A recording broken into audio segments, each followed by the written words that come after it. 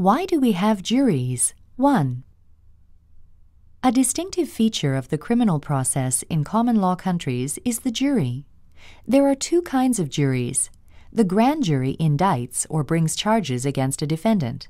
The trial jury, or petit jury, decides the issue of guilt at trial. The grand jury is grand and the trial jury petit, French for small, because of their sizes.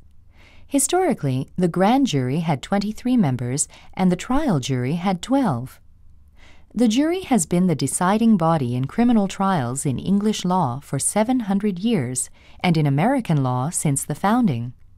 It assumed particular importance in colonial times when it functioned as a guardian of the colonists' liberties against the impositions of royal judges. The Supreme Court described the jury's historic functions in Duncan v. Louisiana, 1968. Those who wrote our constitutions knew from history and experience that it was necessary to protect against unfounded criminal charges brought to eliminate enemies and against judges too responsive to the voice of higher authority. Providing an accused with the right to be tried by a jury of his peers gave him an inestimable safeguard against the corrupt or overzealous prosecutor and against the compliant, biased, or eccentric judge. Beyond this, the jury trial provisions in the federal and state constitutions reflect a fundamental decision about the exercise of official power, a reluctance to entrust plenary powers over the life and liberty of the citizen to one judge or a group of judges. Fear of unchecked power, so typical of our state and federal governments in other respects, found expression in the criminal law in this insistence upon community participation in the determination of guilt or innocence. Why do we have juries? 2. More recently, the jury has come under attack.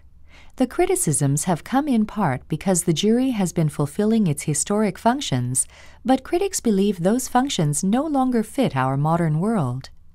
Jurors bring too much community sentiment into the courtroom.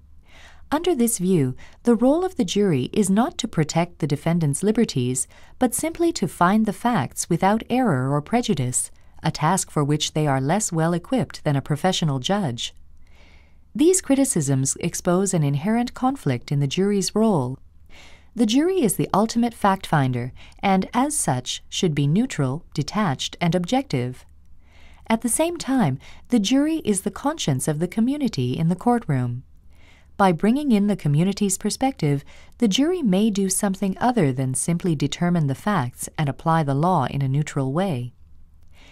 An extreme example of this conflict is found in the debate over jury nullification. At trial, the judge instructs the jury on the relevant law, and the jury determines the facts of the case and applies the law it has been given to the facts.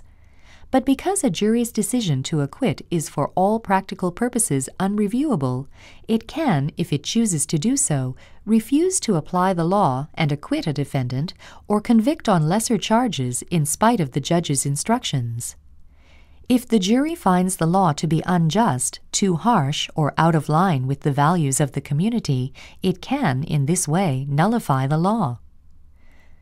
For all of the criticisms of juries, the social science evidence suggests that in most cases they do a good job, or at least as good a job as a judge would do. In a large majority of cases, when judges are asked what verdict they would have arrived at, they come to the same conclusion as the jury.